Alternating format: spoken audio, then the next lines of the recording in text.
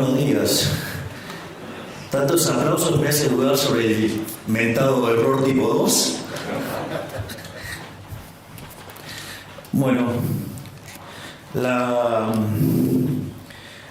charla que voy a dar hoy es sobre la herencia, lo que hicimos y lo más importante, cómo la vemos de cara al futuro y cuáles son las posibilidades que hay en esta perspectiva.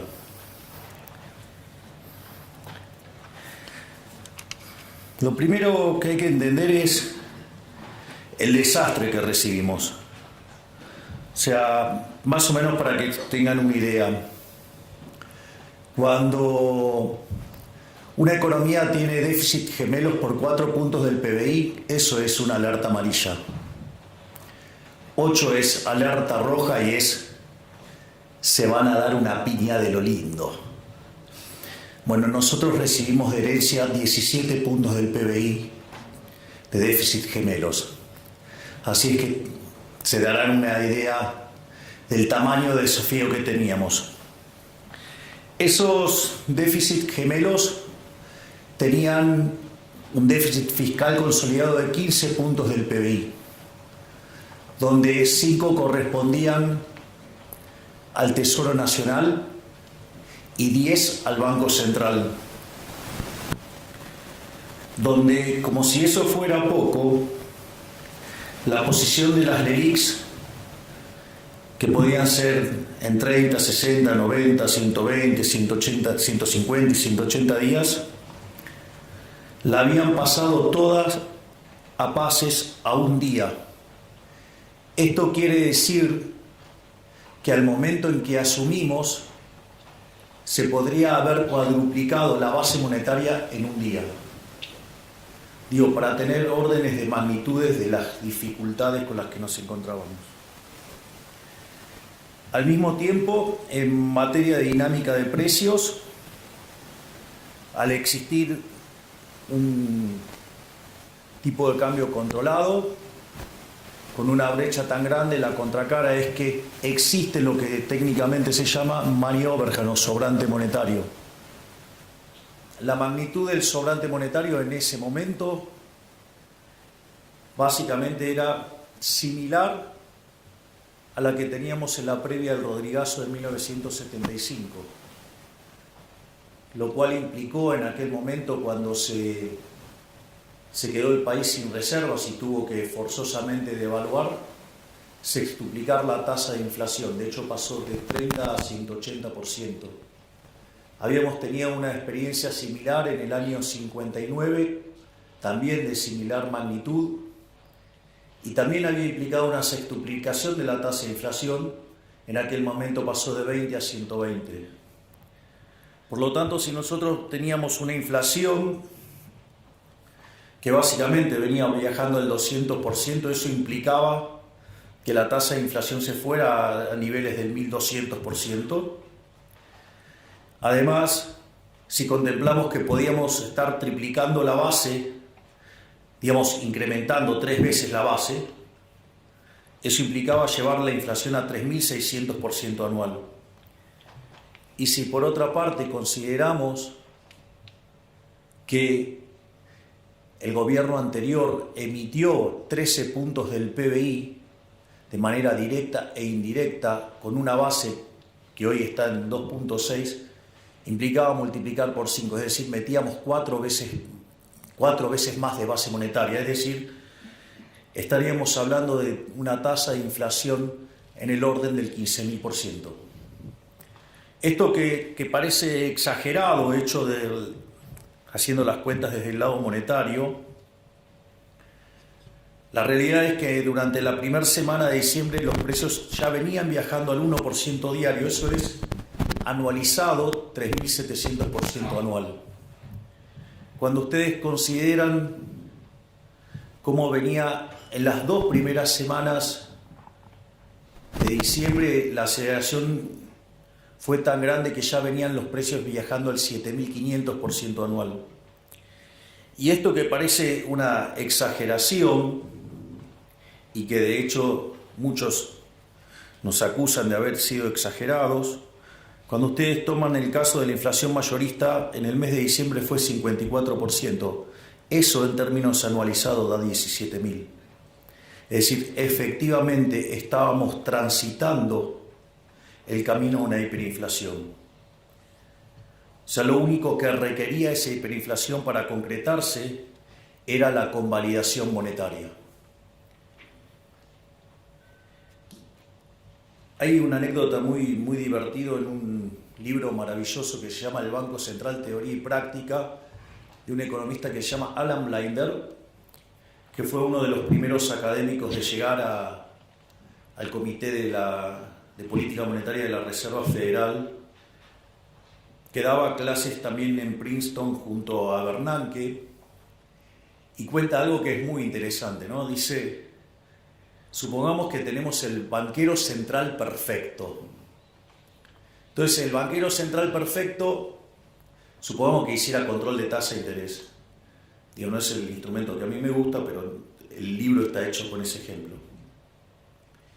Y entonces, este banquero central es tan genial que no solo que sabe en cuánto mover la tasa, sino que además acierta a la perfección en los rezagos.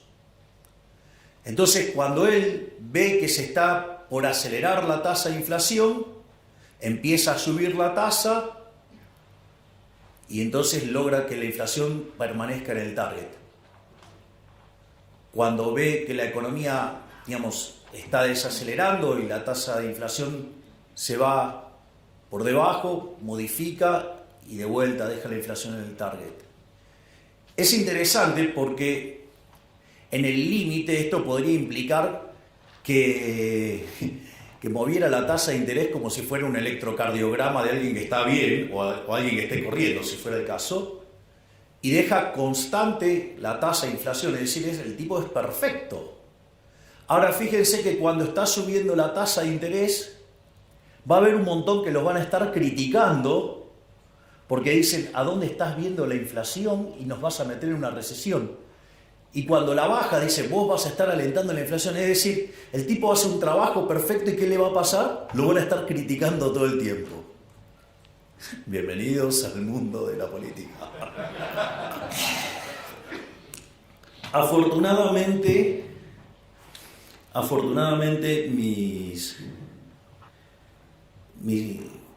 mi trabajo estudiando la Torá junto a mi queridísimo rabino Axel Banish, que ahora tenemos la fortuna de tenerlo como embajador en Israel, una de las cosas que me contaba era que ya, digamos, habiendo salido de Egipto, cada vez que Moisés se levantaba tarde, lo criticaban que estaba haraganeando.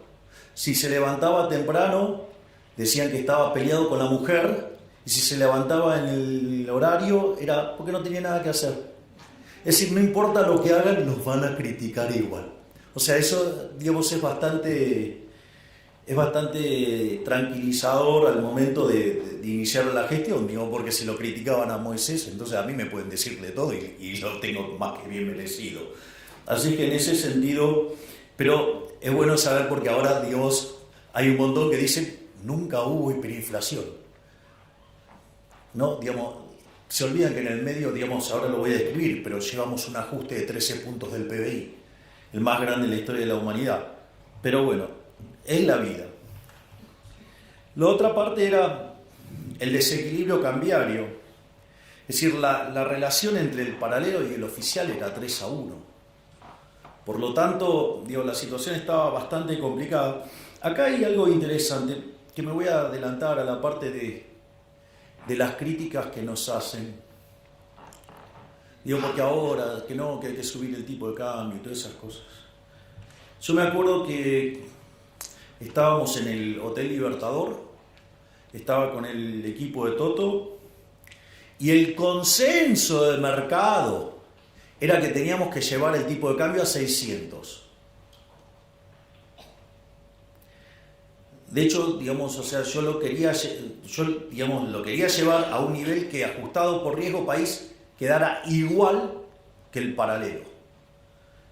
Eso tiene una justificación técnica para tratar de eliminar el exceso de demanda. y que el impacto en actividad sea lo menos posible. Digo, me causa gracia porque esos mismos, digamos, que se quejan de que ahora el tipo de cambio está atrasado, decían que tenía que ser 600 y la hipótesis de inflación que tenían es mucho más alta que la que estamos viviendo. Digo, no les cierra el modelo, muchachos. Es decir, lo que digo es, ojo con esos economistas porque no les cierra el modelo. Es decir, me decían que el tipo de cambio tenía que ser 600, que estábamos locos en ponerlo en 800 y la hipótesis de inflación que tenían era más alta que la que estamos teniendo en la realidad. Digo, no les cierra el modelo, yo solamente lo menciono. Después teníamos un problemita menor que se llamaba reservas internacionales netas. Estábamos 11.500 millones de dólares abajo. Teníamos otro problemita también, no blanqueado, que todos sabíamos que existía, que se llamaba el CIRA, que en realidad eran 60.000 millones de dólares, pero que cuando pedimos que se blanqueara y que se acercaran, evidentemente había una parte que sabía que estaba haciendo cosas no lícitas y se blanquearon 45.000 millones. Otro problema más que teníamos es que teníamos vencimientos en moneda extranjera por 25.000 millones de dólares, concentrados principalmente en multilaterales, y teníamos el acuerdo con el Fondo Monetario caído. Por lo tanto, teníamos un problema enorme, con esos 25.000 millones de dólares. Y la verdad que como si todo esto fuera poco, teníamos vencimientos en pesos por el equivalente de 90.000 millones de dólares. Entonces, si ustedes contemplan el desequilibrio que teníamos en el plano monetario, que era peor que el de la previa del Rodrigazo, una situación patrimonial del Banco Central muchísimo peor que la que teníamos en la previa de la hiperinflación del 89, y que además teníamos indicadores sociales peores que los que teníamos en el 2001, verdaderamente estábamos frente a la madre de todos los males, porque teníamos todas las peores crisis, las teníamos todas juntas. Ahora, esto es para llorar. Miren, la verdad no. Porque la única forma en que podría llegar a haber un gobierno liberal libertario en un país que arrastra 100 años de socialismo era en el medio de un desastre. La única forma que esto podía ocurrir era esto. Era una carambola a 3 bandas. Y la fuerza del cielo lo permitieron. Y como si todo esto fuera poco, en realidad la actividad económica venía cayendo y tuvo un repunte, en el... Bien, Cristiano, esa es la gorra. Es más, tengo versión hasta en hebreo de la misma.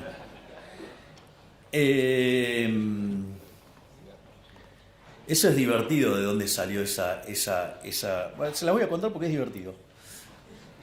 Para que vean lo dinámica que es la política. Nosotros, cuando con Victoria asumimos como diputados en diciembre del 21, un periodista de Diputados TV, que yo lo conocía de América, un verdadero grosero, me dijo: pero ustedes son 2 diputados, ¿qué pueden hacer 2 diputados en 257? No van a poder hacer nada. Y yo le contesté con el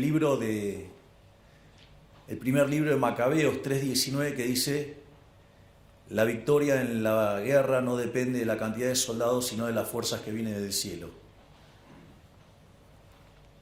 Maradona tendría una frase para eso.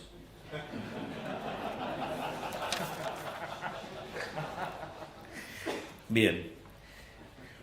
Naturalmente, frente a este desastre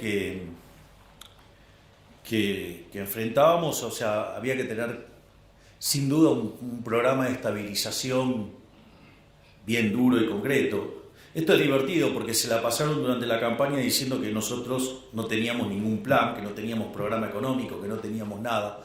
Se nos dijeron un montón de cosas. Pero en realidad los únicos que decíamos que era lo que había que hacer éramos nosotros. De hecho, yo hasta había publicado un libro que se llamaba El fin de la inflación, donde si lo leen, digo, van a encontrar que está todo contado ahí. Digo, y no dije que lo iba a hacer, además lo estoy haciendo. Eso es más divertido todavía. Entonces, la primera pregunta era, ¿shock o gradualismo? La verdad es que cuando ustedes repasan la historia argentina, todos los programas de shock, salvo el del 59, no solo lograron bajar la inflación, sino que además fueron expansivos.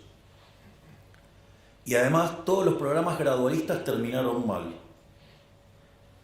Lo otro era, para hacer gradualismo hay que tener tiempo. ¿Ustedes creen que yo tenía tiempo si tenía la posibilidad de triplicar la base monetaria en un día? Cuadruplicar la base monetaria en un día. No había tiempo. Pero como si todo esto fuera poco, si ustedes quieren hacer gradualismo, además requiere eso de que ustedes tengan financiamiento. Y Argentina no tenía financiamiento si tenía caído el acuerdo con el Fondo Monetario Internacional. En ese sentido, digamos, la verdad que no había otra alternativa que el shock. Además, yo considero que la única salida es el shock. Eso, digamos, también tiene una explicación. Entonces, en función de esto, nosotros implementamos un programa de estabilización hiperortodoxo bien duro.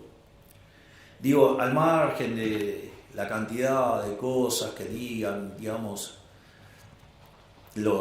muchos economistas, ¿no? Que esto es una transición, que después falta el programa. Miren, si la inflación de diciembre mayorista fue 54%, viene bajando todos los meses, el mes anterior fue 10 y el último fue 5. Si la inflación mayorista, que venía a niveles del 45, la pudimos clavar en 25 y después fue 20, 13, 10 y ahora vamos camino a un dígito. Digo, en términos de core seguro. Digo, deberían ser más respetuosos. Digo, claramente que hay un plan de estabilización para bajar la tasa de inflación. Digo, que no la vean no es mi culpa. Digamos, o sea, un programa de estabilización esencialmente tiene 3 elementos. Tiene una política fiscal. Nosotros hasta le hemos puesto nombre a esa política fiscal. Se llama motosierra y licuadora. O sea, tiene motosierra y tiene licuadora. Es más, muchos de los que nos critican de la calidad del ajuste, a mí me causa gracia porque decían que hacer un ajuste de más de un punto del PBI era imposible. Y nosotros apuntábamos a que en el año 2024 tengamos déficit cero. Y lo hicimos con tanta convicción que obviamente que tenía licuadora y que tenía motosierra. Y después creíamos que lo íbamos a poder lograr en el primer trimestre. Y lo logramos en el primer mes. O sea, enero tuvimos déficit financiero nulo. De hecho, nos criticaron y dijeron que en febrero hasta nos explotaba el déficit primario. Nuevamente, déficit cero. Y les voy avisando que el día 22 voy a estar anunciando los números. Vamos a estar haciendo una cadena nacional, donde además vamos a estar anunciando los números fiscales. Y les aviso que el primer trimestre del año terminó con resultado financiero positivo. Es decir, con lo cual, digamos, a todos esos analistas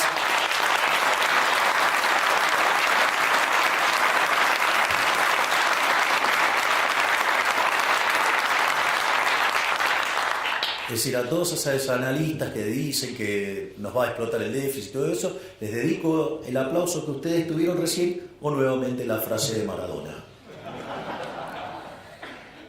El otro elemento es el tema de la política monetaria. El tema de la política monetaria, Básicamente, el Banco Central está quebrado. Entonces la pregunta es, ¿cómo se resuelve la quiebra del Banco Central? Es decir, porque esta es la clave. La quiebra de un banco central se resuelve licuando sus pasivos. O sea, con el tamaño del problema argentino implicaba un nivel de precios estratosférico hasta que licuaran tanto los pasivos que el patrimonio neto por lo menos quedara nulo. ¿Hasta ahí vamos? Si esto es así, quiere decir que dado ese nivel de precios para resolver el saneamiento del Banco Central está en la estratosfera, dado los precios de hoy, la línea que une esos dos niveles de precios le da la tasa de inflación implícita. Por lo tanto, era fundamental sanear el Banco Central, ¿para qué? Para que ese nivel de precios estratosférico que dejaba nulo el patrimonio del Banco Central fuera bajando. Y en la medida que ese nivel de precio bajara, por lo tanto, la tasa de inflación esperada tiene que bajar. Naturalmente, digamos, ahí también arrancamos con un proceso de saneamiento del Banco Central. Ahí también nos encontramos con algunas críticas. Hasta tengo los WhatsApp y tengo los informes de las consultoras hablando que había que llevar la tasa de interés real a terreno positivo. Si hubiéramos hecho eso, en lugar de haber descomprimido el balance del Banco Central como lo hemos hecho hasta ahora, les cuento que en lo que va del año ya hubiéramos metido 4 bases monetarias más en instrumentos remunerados. Entonces ahora estaríamos discutiendo ¿qué cosa? No, esto es insostenible. Estaríamos hablando de la pelota de las LELIQs o la pelota de los pases o no sé qué cosa, digamos una bola de nieve que nos iba a arruinar en una hiperinflación. Ahora todos esos están todos escondidos, nadie dice nada. Es decir, le deben tener miedo a la frase de Maradona. Pero dicho de otra manera, lo importante es que la contracara de ese déficit cuasi fiscal de 10 puntos del PBI ya lo llevamos a 4. Es decir, no solo que llevamos hecho un ajuste fiscal de 7 puntos del PBI en el Tesoro, motivo por el cual ahora hemos empezado a relajar partidas y entonces ahora empieza a quedar más motosierra y mucho menos de licuadora. Digo, para los que están tan preocupados por la calidad del ajuste, como si no fuera que una licuadora permanente es una motosierra, ¿no? Pero bueno, ese es otro detalle. Lo importante es que hemos hecho sucesivas bajas de tasa de interés y todo el mundo, ¿qué esperaba cada vez que bajábamos la tasa?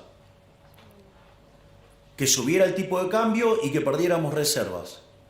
Bueno, llevamos acumulados más de 12.000 millones de dólares de reservas. Salimos del terreno de las reservas netas negativas y en el medio pagamos un montón de cosas. Por lo tanto, también lo que hicimos en materia monetaria y cambiaria es un éxito. De hecho, ahora la discusión es, no, bueno, pero la tasa en dólares es enorme. Y entonces, si yo le hubiera puesto en términos reales positivos, hubiera sido todavía más grande. Entonces, que más o menos se pongan de acuerdo qué quieren decir con la tasa de interés, porque nosotros siempre tuvimos claro que era un problema de arbitraje con la tasa en los dólares. Es decir, no mirar como un cavernícola, digamos, la tasa de interés real en una economía cerrada. Por lo tanto, digo, ¿qué es lo que hemos, y obviamente que hicimos en el ajuste del tipo de cambio? Si ustedes se acuerdan, cuando nosotros estábamos en campaña, decían que con nosotros el tipo de cambio iba a estar en 6.000, en 10.000. Me parece que le erraron por un poquito. Entonces, digo, ¿qué tenemos en materia de resultados? No solo que hemos logrado el déficit cero, sino que nos hemos pasado un poco. Digamos, en lugar de hacer un ajuste de 5 puntos del PBI, hicimos uno de 7.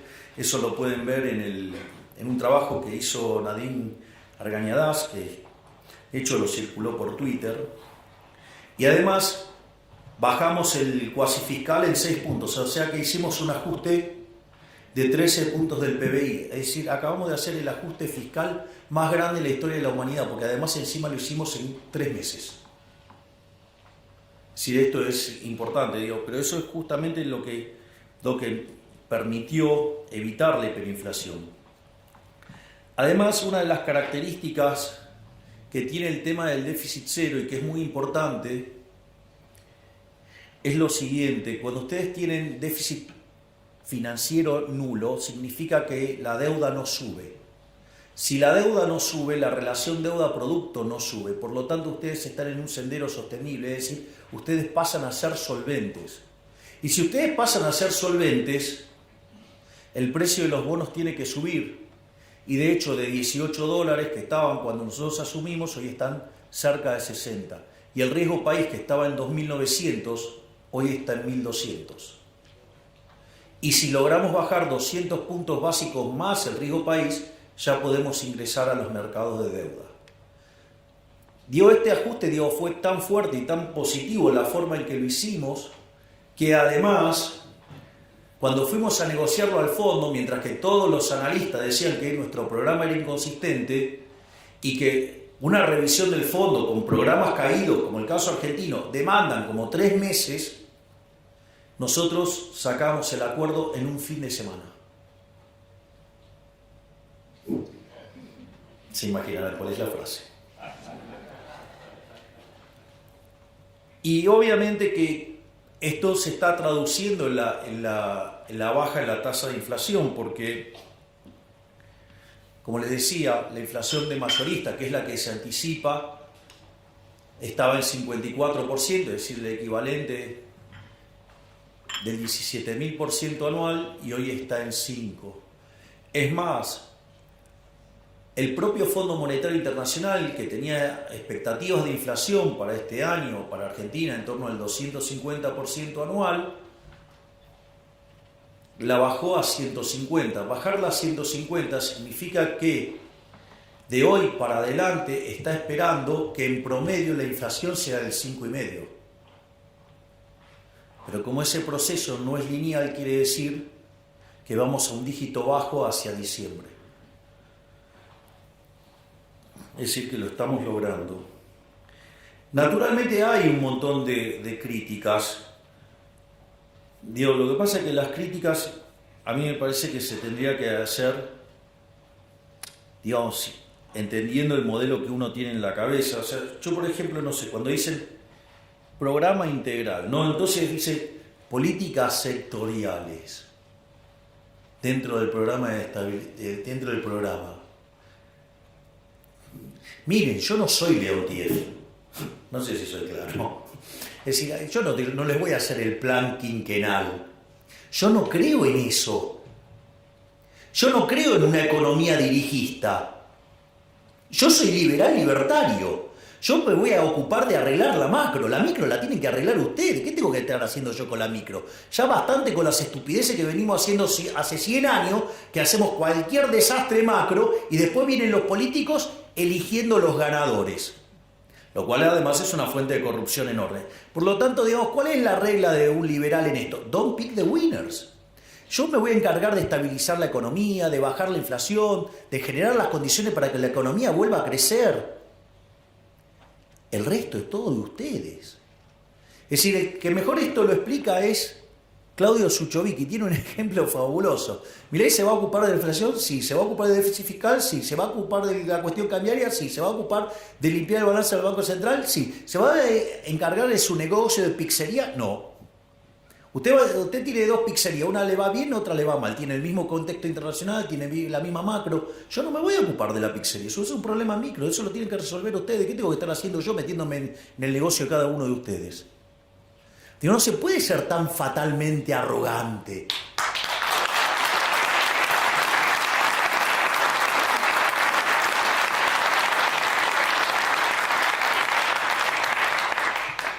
La otra es la política de ingresos. Entonces, claro, ¿pero qué es la política de ingresos? Tocar el precio de tal cosa, el precio de tal otra, el precio de tal otra, el precio, la tasa de interés, los salarios. ¡Ey! Hola, soy liberal libertario. Yo creo en el sistema de precios. Es decir, creo en el sistema de precios. Entiendo que puedo tener un problema transitorio porque estoy pasando de una economía hipersocialista Digo, tengo 100 años de socialismo y entonces estamos haciendo una reforma pro mercado. Hay un montón de desequilibrios de inicio, más el problema adicional que tenemos que evitar una hiper, entonces estamos corrigiendo precios relativos en un contexto de alta inflación. Entonces, y con algunos problemas de base y con algunos problemas de violentar la propiedad privada antes, entonces puede ser que en algún momento, digamos, haya algunas correcciones vía defensa de la competencia. Digo, todos se están entendiendo de lo que les estoy hablando.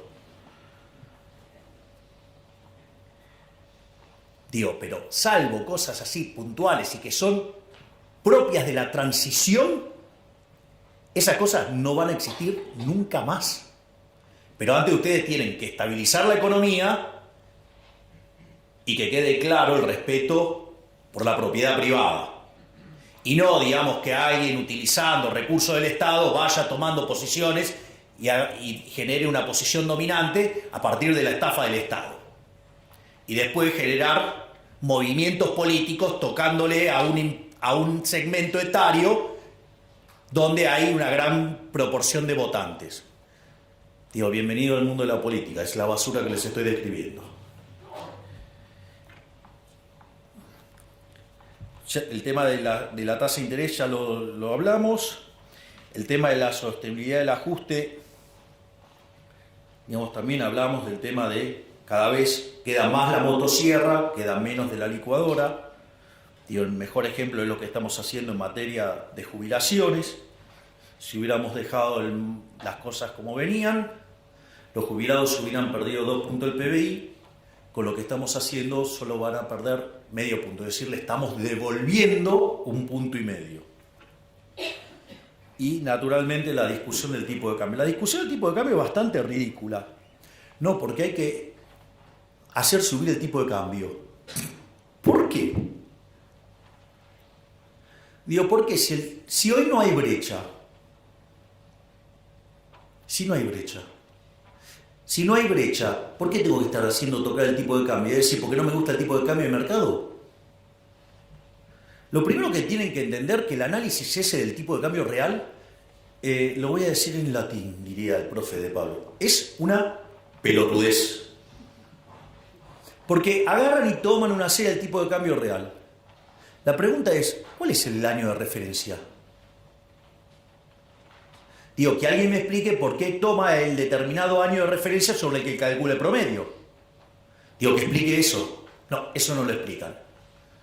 No solo eso, cuando ustedes se fijan, hay momentos donde el tipo de cambio real queda muy depreciado y hay momentos que queda muy apreciado. Por lo tanto, digamos, algo que tiene ese nivel de volatilidad, calcular el promedio les diría que es otra estupidez del tamaño de una casa. Pero como si todo eso fuera poco, en el momento que ustedes, no sé, calculen un promedio y en algún momento, digamos, el tipo de cambio va a pasar por ahí, tomen ese año. Ustedes podrían decir que en ese año ustedes pueden replicar las condiciones de oferta y demanda de todos los bienes pasados, presentes y futuros que afectaron a la determinación de ese conjunto de precios relativos en Argentina y en el mundo todo en simultáneo, y como si en el medio no hubiera cambiado ni siquiera la composición de oferta de bienes. ¿Y ustedes se dan cuenta del disparate que es hacer eso? Como dice el profe de Pablo, eso es hacer aritmética, eso no es economía. Entonces digo, cuando vienen, le hablan del tipo de cambio real, que esto, que el otro, digo, o sea, ustedes se dan cuenta de la arrogancia que implica, porque implica conocer el vector de precios relativos, pero no solo ahora de Argentina, sino también de todo el mundo. Y entonces ustedes deberían conocer las preferencias, la tecnología y las dotaciones, no solo, digo, presentes, sino futuras, y no solo de Argentina, sino también de todo el mundo. Ustedes se dan cuenta.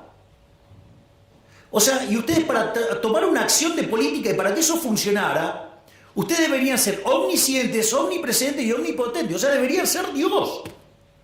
Digo, ¿por qué carajo creen que Hayek le puso La fatal arrogancia a ese libro? Porque es un poquito, digamos, pretencioso, ¿no? Es decir, bueno, el que levanta la manito así, digamos, se cree que está en esa condición.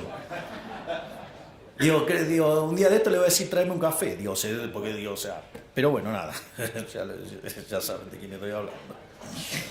Bueno, son cosas que pasan. Entonces, esto es todo lo que tiene que ver con la parte de estabilización. Ahora, obviamente, no es todo estabilización, ¿no? O sea, en algún momento tenemos que empezar a crecer. Entonces, para empezar a crecer ahí entra a jugar un rol importante las reformas estructurales. Entonces, pero hay una cosa muy importante que es entender la naturaleza de las reformas estructurales. Esto lo explicó Toto de una manera magistral cuando hizo el primer discurso sobre las características del programa. En ese discurso, él lo explicó a la perfección y es, si ustedes se fijan, todo el entramado regulatorio y de restricciones y todas las porquerías que tenemos y el entramado legal son consecuencias de ir sobre los efectos y no sobre las causas. Es decir, la causa del problema es siempre la misma. Ustedes toman los últimos 123 años de historia argentina, Argentina tuvo déficit fiscal durante 113. Ustedes, Argentina, desde el año 1901 hasta hoy tuvo 22 crisis.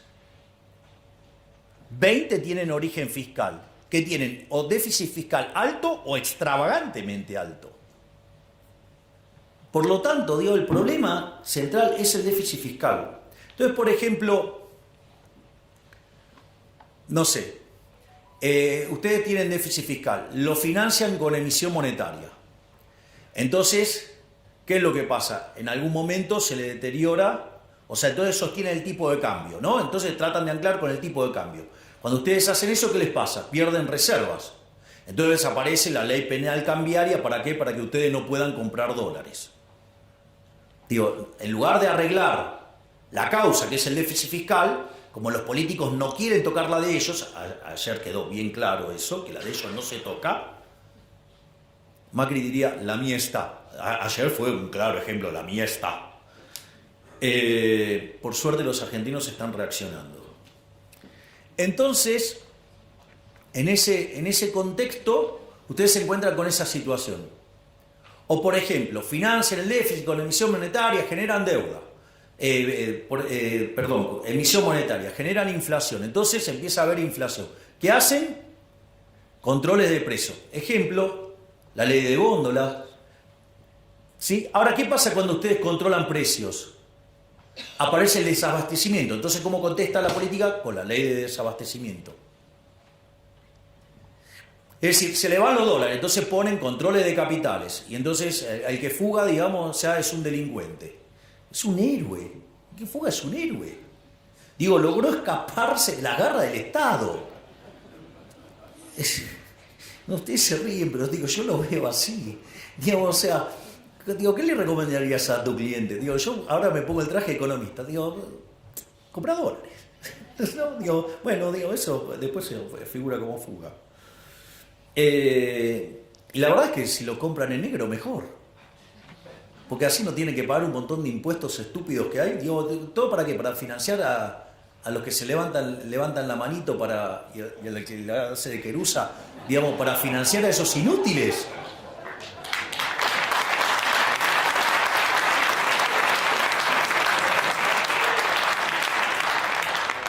La frase dice que el ladrón que roba a otro ladrón tiene 100 años de perdón. Con lo que han robado los políticos argentinos tenemos la eternidad ganada. Entonces, la realidad es que cuando ustedes se fijan,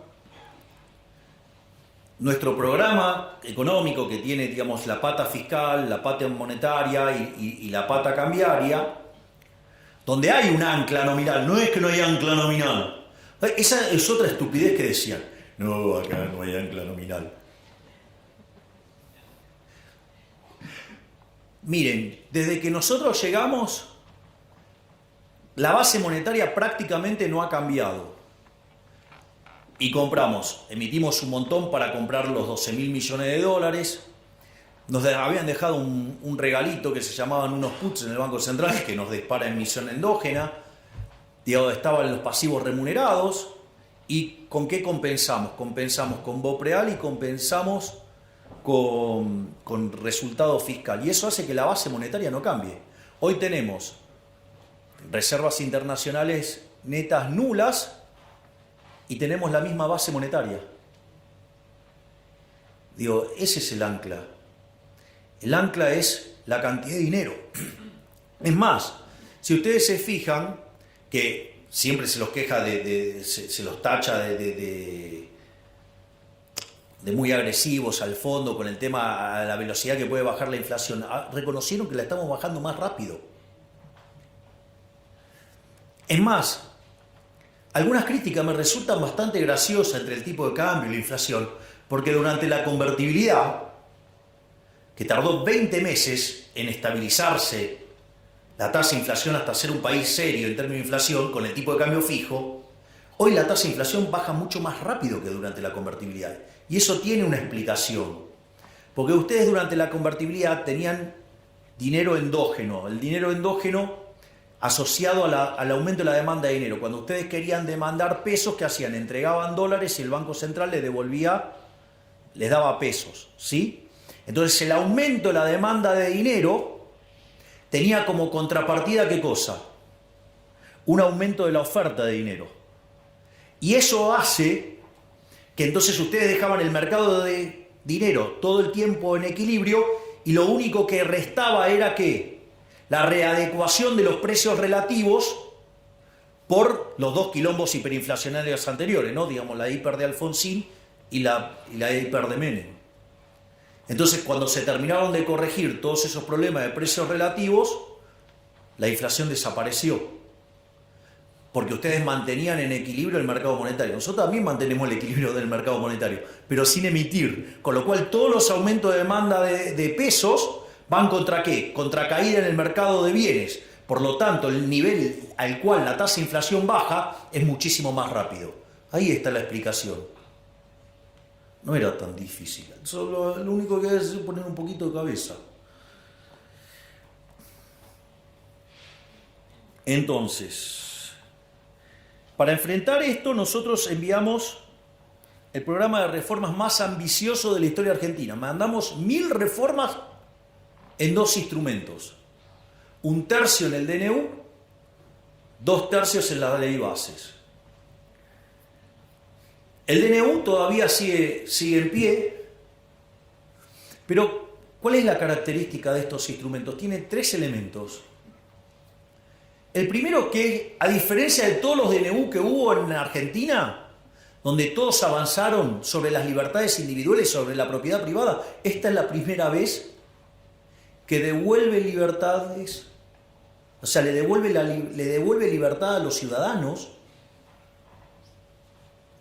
Hace un respeto furioso de la propiedad privada, promueve estructuras de mercado más competitivas.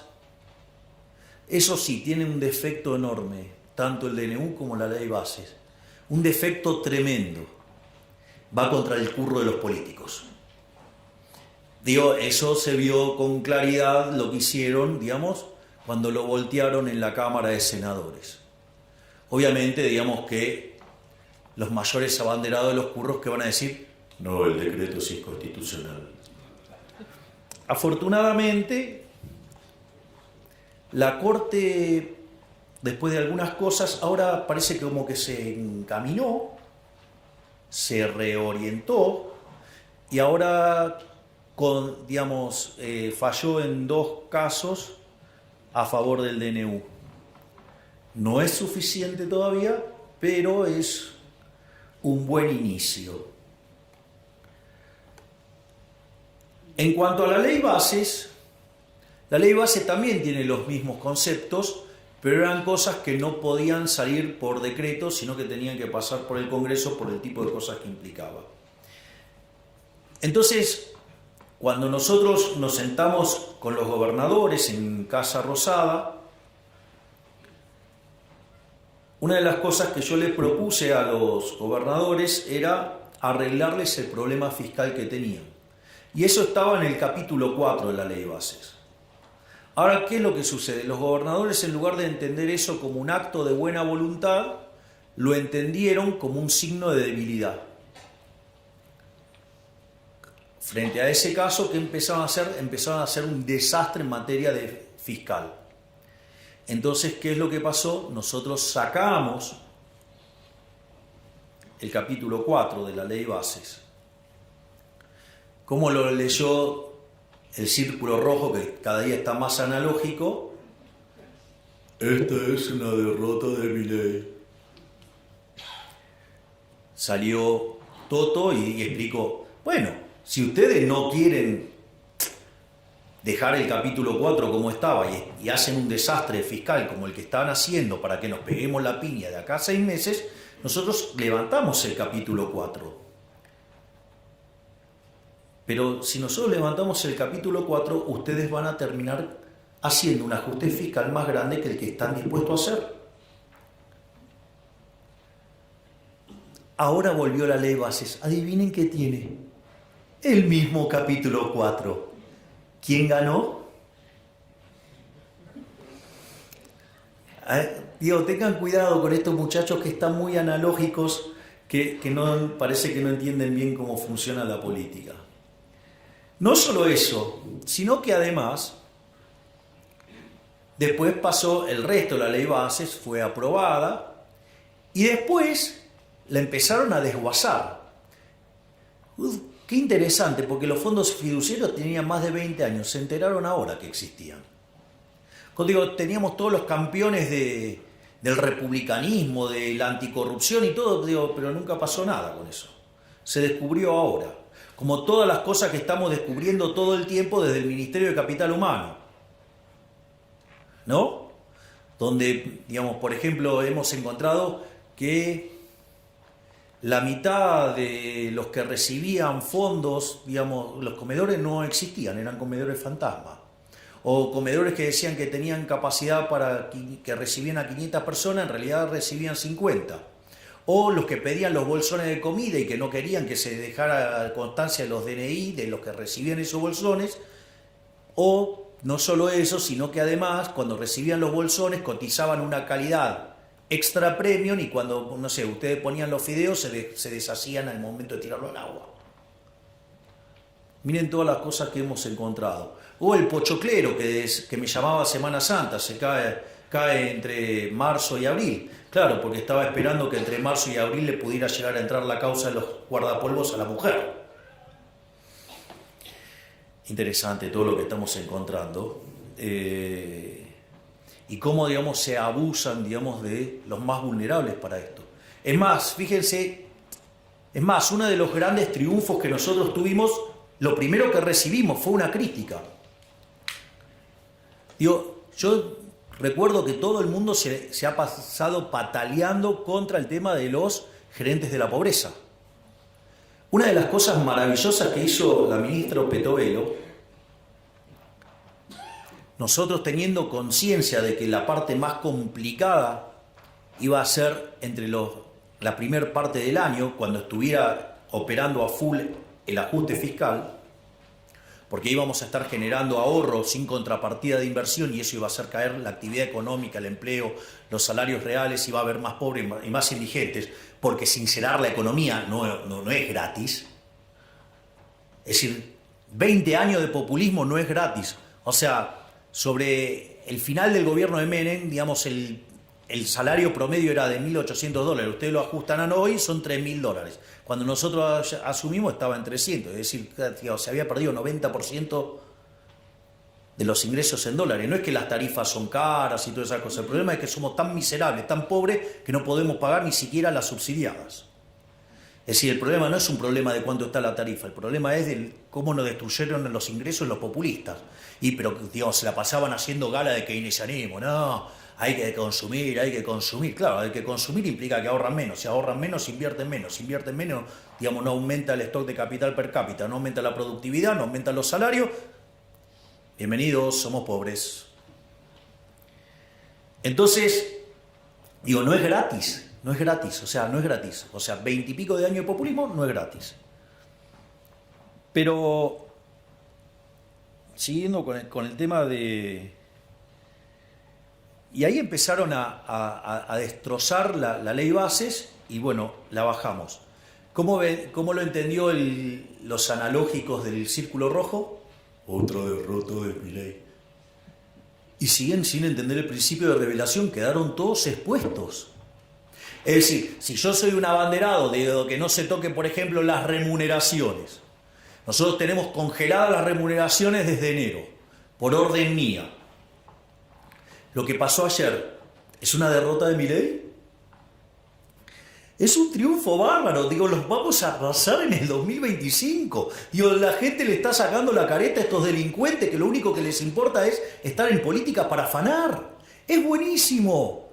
Es decir, es un momento de revelación maravilloso lo que estamos viviendo. Están saliendo todos los pufos a la luz, está saliendo toda la porquería de la política a la luz. Es decir, los estamos dejando en evidencias a todo. En el 2025 los vamos a aplastar directamente.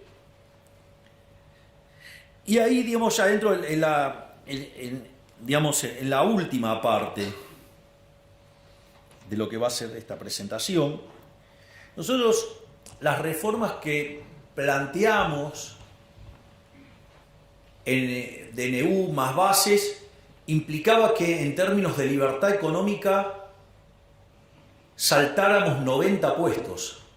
Es decir, pasáramos a estar como Alemania. Es decir, nosotros en 20 años nos íbamos a parecer a Alemania. Pero como la política no quiere dejar de robar,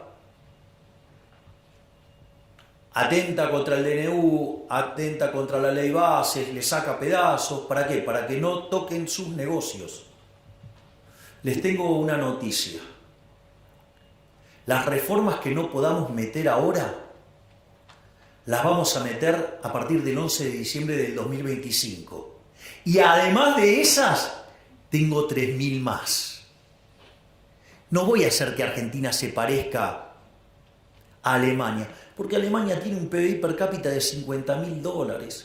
Yo no quiero ir por cosas chiquitas, yo me quiero parecer a Irlanda. Quiero ir por un PBI per cápita que es 50% más grande que el de Estados Unidos. Esa es la revolución que estamos proponiendo, una verdadera revolución de la libertad.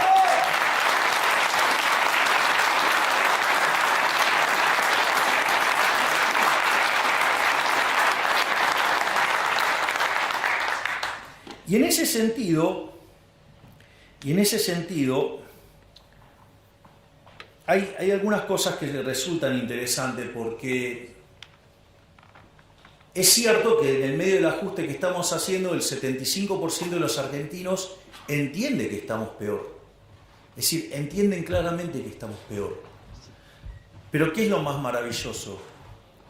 Que cuando nosotros asumimos, solamente el 20% de los argentinos creían que de cara a un año íbamos a estar mejor.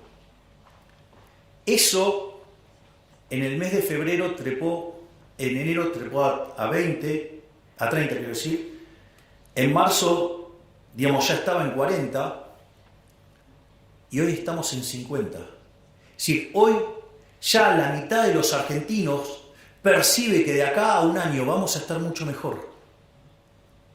Y eso no es menor. Además, el 70% de los argentinos está convencido que vamos a exterminar la inflación. Es decir, nada más que hay 50 puntos que consideran que lo vamos a hacer en un año y 20 puntos, digamos, que consideran que lo vamos a hacer en 2. Es más, si hoy fuera el balotaje, pese que le pese a algunos, hoy lo ganaríamos por más diferencia. Lo ganaríamos 58 a 42, lo ganaríamos por 16. Pero no solo eso, porque cuando ustedes van a esa votación de los 58, lo que es más interesante, 48 puntos estarían en la primera vuelta. Es decir, ganaríamos en primera vuelta, porque quien más intención de voto tiene después de nosotros es Cristina Fernández de Kirchner con 20. Y no es cierto que de esos 10 puntos incrementales entre la primera vuelta y el balotaje saquemos 0. Por lo tanto, estaríamos arriba de los 50 puntos. ¿Esto qué quiere decir? Que sin lugar a dudas, a partir del 11 de diciembre, vamos a hacer todas las reformas que queden pendientes, más las 3.000 que tenemos en carpeta, más todas las otras que estamos diseñando y que también vamos a aplicar. Es decir, vamos a hacer de Argentina una verdadera Argentina liberal que sea potencia y que sea grande nuevamente de acá a 35 años.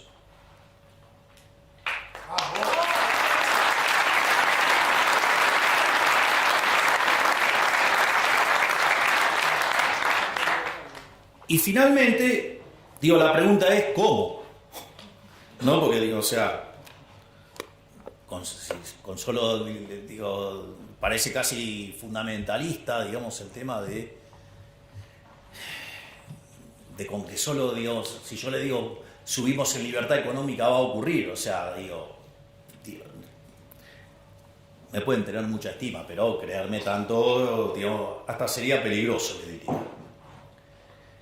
Entonces, el punto es cómo es todo el proceso. Miren, la primera parte es rebote. La primera parte es rebote. De hecho, fíjense que cada vez son más los analistas que están viendo una B corta. Esa B corta tiene, ya había aparecido un indicador que pareció raro, que para febrero el desestacionalizado de Orlando Ferrés había dado positivo. Pero claramente es un indicador, el desestacionalizado, que tiene mucha inestabilidad en la punta. Entonces, hay que tomárselo con mucho cuidado eso. No solo eso, cuando ustedes empiezan... Ahora salió el índice líder, digamos, de la Ditela, que anticipa, digamos, la evolución de la actividad y dio positivo. Cuando ustedes miran minería, viene para arriba. Cuando miran oil and gas, viene para arriba. Cuando miran el campo, viene para arriba. Es decir, cada vez tenemos más indicios de que esto está rebotando y levantando. No solo eso, sino que además ustedes tienen algunas cuestiones adicionales. Y es que donde se notaron las caídas más fuertes, digamos, el recorte se está dando en B de manera violenta. No sé, ejemplo, CAME, las ventas, digamos, pegó un rebote fuerte. No solo eso, sino, digamos, que la brutal caída del riesgo país, eso, cuando ustedes miran empíricamente, cada vez que el riesgo país se desploma, digamos, la actividad rebota fuertemente. Pero no solo eso. Además, hay otro elemento fundamental, y es, aun cuando no hiciéramos ninguna de las reformas estructurales, digo, la descapitalización de la economía obedece a todo un conjunto de reformas estructurales negativas que hicieron que uno se coma el capital. Si la economía argentina está muy descapitalizada, ¿por qué está descapitalizada? Para que el valor del producto marginal del capital, digo, la TIR de la firma, esté por encima del WACC, ¿no? Digo, para que no destruyan valor. Entonces, en ese contexto, ustedes lo que tienen es que, cambiando la regla de juego, ¿qué pasa ahora? La tasa está desalineada con el costo de oportunidad de capital. ¿Por qué creen que vuelan las acciones? Justamente por eso, porque afuera la están viendo. Entonces, en ese que de 20 años de destruir capital, una productividad enorme, retornos reales enormes, contra tasas de interés desplomándose, ustedes tienen una posibilidad de ganar plata a lo loco, aún sin reformas estructurales. Es decir, podemos hacer reformas, digamos, sin hacer reformas, podemos crecer durante un periodo interesante de tiempo, no a las tasas que a mí me gustaría, pero sí podemos rebotar fuerte ahora y crecer fuerte, digamos, en el arranque. Entonces vamos a llegar al 2025 con tasas de expansión muy fuertes, compuestas de rebote y de crecimiento por descapitalización y tasa de inflación cayendo. Prepárense porque vamos a arrasar. Y ahí sí vamos a tener la composición de las cámaras que necesitamos para hacer las reformas que Argentina necesita para volver a ser grande. Pero eso no es todo. Si ustedes se fijan, nosotros estamos, cuando termine todo esto, el ajuste fiscal va a ser el consolidado de 15 puntos del PBI. Es decir, va a haber 15 puntos del PBI que se los llevaba el gobierno para financiar actividades parasitarias y que ahora ese ahorro se va a transformar en inversión productiva. Y eso le va a meter a la economía por lo menos entre 4 y 5 puntos de crecimiento adicional. Entonces, digamos, nos estamos preparando para generar un verdadero, yo no diría milagro económico, porque lo único que estamos haciendo es lo que dicen los libros que hay que hacer. Pero, digamos, tenemos la cabeza tan deformada después de 100 años de lavado de cerebro en la educación pública, sea de gestión estatal o de gestión privada, tenemos tanto socialismo en sangre que, claro, cuando uno lo ve así parece un milagro. En realidad lo único que estamos haciendo es aplicar el manual. Por lo tanto, digamos, las perspectivas de crecimiento para adelante son maravillosas, porque además, por más que no tengamos todas las mayorías para hacer todas las reformas que queremos, solo para una gran parte de las reformas, digo, cuando empiecen a ver la oleada liberal libertaria que se viene, se van a acomodar. Y eso va a permitir, digamos, que las reformas salgan mucho más fácil de lo que uno lo ve ahora. Pero esto es solo una parte de la historia. Es decir, está, digamos, yo lo que les acabo de decir es toda la configuración macro que hace que Argentina sea un excelente caso de negocios. A ver, si lo voy a poner en estos términos, si yo voy comprado en activos de larga duration en Argentina, con caída de tasa de interés, gano un montonazo, ¿sí o no?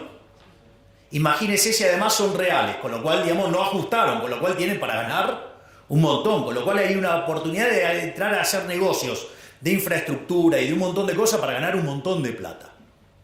No solo eso, es importante también que tengan conciencia que nosotros, nuestras líneas de análisis económico tienen 3 bloques. Hay un primer bloque que es la coyuntura, es decir, ustedes ahí lo van a encontrar a Toto, lo van a encontrar a Pablo Quirno, lo van a encontrar a Santiago Bausil, son los que se ocupan de la macro, de la coyuntura. Después está la segunda línea de análisis, esto no es una cuestión de orden, es una cuestión, digo, de exposición, que es el tema de las reformas regulatorias, las reformas estructurales, la agenda de la libertad. Ustedes ahí tienen a 2 colosos, tienen a Federico Sturzenegger y al doctor Rodríguez Chirilo, digo, que son los que diseñaron las reformas estructurales para liberarnos de toda esta miseria socialista que cargamos hace 100 años. Y después está el tercer grupo, que tengo el privilegio de tenerlo acá, al queridísimo Demian Reidel, ¿sí? Que es el que se encarga, digamos, de pensar la economía del futuro. Y donde con el consejo, digamos, que él elabora, analizar y estudiar políticas para que Argentina se convierta en un país de vanguardia, un país de primer mundo, donde estemos a la vanguardia del progreso tecnológico. Si lo estamos haciendo, es decir, estamos dejando todo. Ahora, pero quiero ahora sí cerrar con algo muy importante para que tengan claro que yo les puedo dejar todo listo, pero que la decisión final es de ustedes. Los que tienen el poder de transformar la Argentina son ustedes, no es un político. Yo lo único que tengo que hacer es allanarles el camino, hacerles la vida más fácil. Pero los verdaderos creadores de riqueza son ustedes. Los que van a cambiar el futuro del país son ustedes. Los que van a hacer una Argentina mejor son ustedes. Los que nos van a poner de pie son ustedes. Son los empresarios, los emprendedores. No los políticos. Los políticos no crean valor, lo destruyen. Y lo que yo estoy haciendo es devolverles la libertad. Se los dije en las elecciones. El resto de los políticos, ¿qué les pide? El voto para que les den el poder, para poder transformar su vida. Y yo les dije, yo les pido el voto para poderles devolverles la libertad a ustedes y que ustedes sean los verdaderos arquitectos de su futuro. Entonces ustedes se tienen que hacer cargo de ser los héroes de esta historia. Yo les voy a allanar el camino. En la medida que Argentina además empiece a crecer, yo les voy a poner un pie encima al gasto público, tal que lo licúe en términos de PBI y empezar a devolverle la plata de los impuestos. Es decir, de acá en el futuro también va a haber mucha baja de impuestos. Y va a generar además una retroalimentación virtuosa. Entonces se los voy a contar para que tengan idea de esto. Nosotros, digamos, hoy es un día muy especial. Digamos, hoy, un día como hoy, digamos, hoy es el cumpleaños del Rebe. Y además, estamos entrando en Pesaj. Digamos, donde se recuerda la salida de Egipto. Pero esto es muy interesante, porque después de las 10 plagas que caen sobre Egipto y todo lo que pasó, Moisés lleva al pueblo hasta el Mar Rojo y le piden que lo abra. Y digamos, Moisés golpea el báculo y le dice, abrilo. Y le dice que se manden. No. Dice, no, que lo abra y entramos. Y le decía, no. Tienen que tener fe, tienen que mandarse, tienen que entrar y cruzar. Y el agua no se abría. Y del otro lado estaban los egipcios, o sea, la esclavitud, que se los venían a llevar puestos. Y ahí, cuando Nahshon, el príncipe heredero, se lanza y cree y confía, se abren las aguas y ahí se da la liberación final. ¿Qué quiere decir eso? Muchachos, en algún momento van a tener que poner las pelotas, van a tener que invertir, se van a tener que jugar para que se abran las aguas y seamos libres. ¡Viva la libertad, carajo!